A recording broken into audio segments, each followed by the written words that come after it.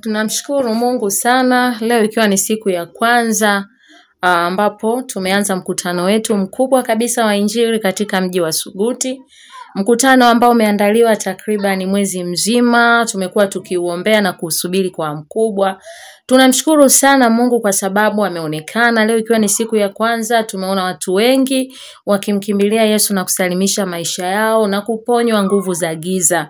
Hivyo basi mkazi wa Suguti usichelewe, bado tunaendelea na mkutano wetu. Karibu sana uyashuhudie matendo makuu ya Mungu na Mungu akubariki sana.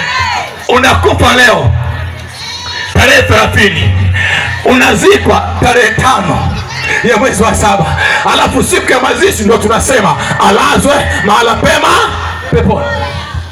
Biblia imesema baada ya kufa ni hukumu. Ulipokufa tarehe 30, sekunde ile ile hukumu ikapita.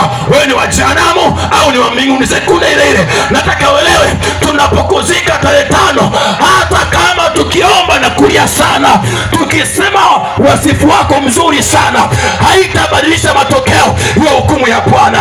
Na ndio sababu unasema jioni leo kabla utapoteza maisha, jioni leo kabla hujapa, jioni leo kabla Yesu atarudi, hebu nisalimishe kwake. Kubali kumpokea Yesu, kubali kumpata Yesu. Yeye atakusaidia upate namna ya kwenda kusangana yavuka. Huyo uliyepita mbele, nataka uweze kunielewa. Umefanya maamuzi ya sahihi sana, na wala usifanye kwa mabishani. Fanya maamuzi hayo kwa kusudia, nataka nipate njia ya kwenda kwa Baba. Uliyepita mbele, funika macho yako sasa wakati huu. Funika macho yako wakati huu. Alafu ukiwa umeinua mkono wako, hebu fuatisha maneno haya.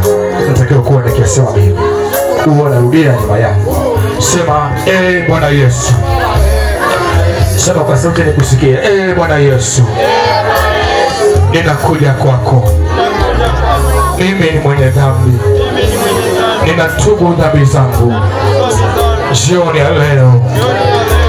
Yesu, naomba unisamehe. Yesu, naomba unisamehe.